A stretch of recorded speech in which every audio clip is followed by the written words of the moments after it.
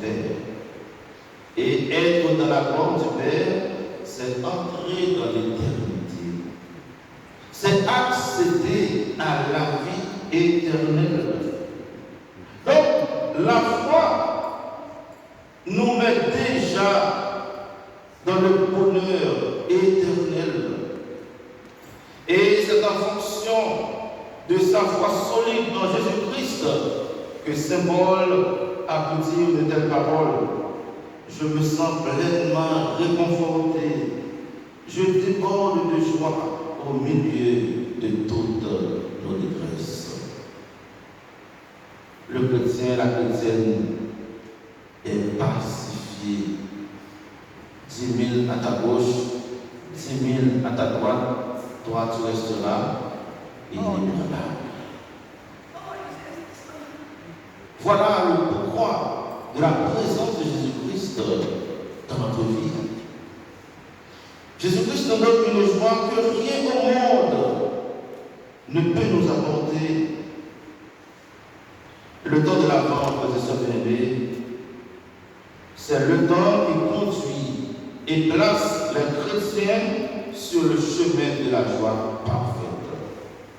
Ce temps, sur le plan liturgique, nous rappelle ce moment décisif dans l'histoire du salut où l'Esprit Saint est descendu sur la Vierge Marie. Et d'après l'Évangile selon Saint Luc, la première parole biblique qui ouvre ce temps nouveau, c'est cette salutation angélique. Réjouis-toi, comble de grâce, le Seigneur est avec toi. L'Emmanuel, Dieu avec nous. Et le Seigneur lance cette parole à chacun de nous ce matin. Réjouis-toi, comble de grâce, le Seigneur est avec toi.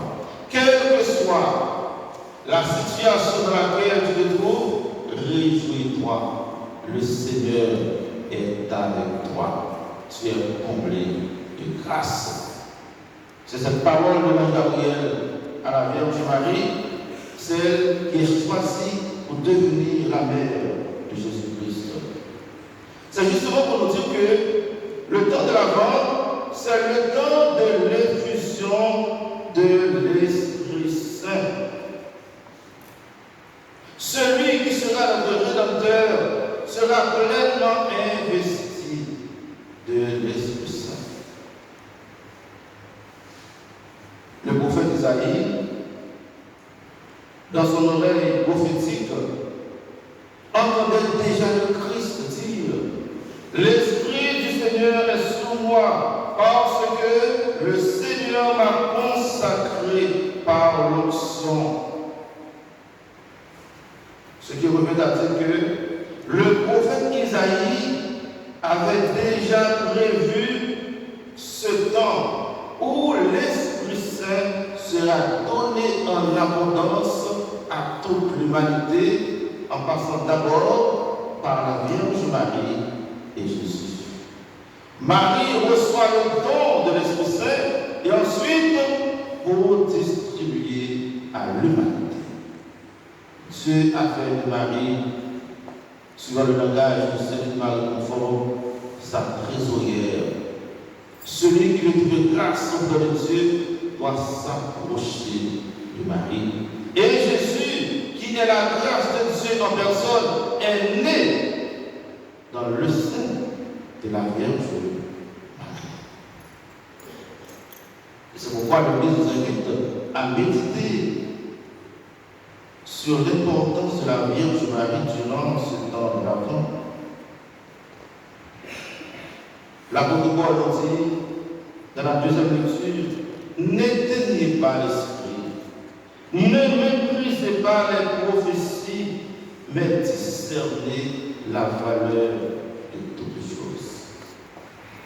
Le temps de l'Avent, je dirais, c'est l'heure de l'Esprit Saint. Et c'est pourquoi je vous invite à invoquer l'Esprit Saint tous les matins. Jean-Baptiste qui se désigne comme la voix de celui qui crie dans le désert et comme le précurseur du Messie, sous l'action de l'Esprit Saint, encore dans le ventre de sa mère, a dansé de joie à la salutation. L'enfant a tressailli de joie tout autour de moi. Jean-Baptiste reçoit l'Esprit. Marie est remplie de l'Esprit Saint. Élisabeth est remplie de l'Esprit Saint. Eh bien, c'est l'effusion de l'Esprit. C'est l'Esprit qui est à l'œuvre. Malgré sa vie austère dans le désert, Jean-Baptiste n'était pas un homme triste. Il était un prophète joyeux. Imbibé de la joie christique, Jean-Baptiste est ce dernier prophète qui invite les gens, qui nous invite à nous dépouiller de nos vêtements de tristesse pour nous vêtir du vêtement de la joie. Et ce vêtement de la joie, c'est le Christ. Celui qui a le Christ a tout. Jean-Baptiste a invité ses contemporains à recevoir ce baptême que nous appelons un baptême préparatoire, afin de pouvoir mieux accueillir et recevoir le Messie. Mais le baptême qui sera définitif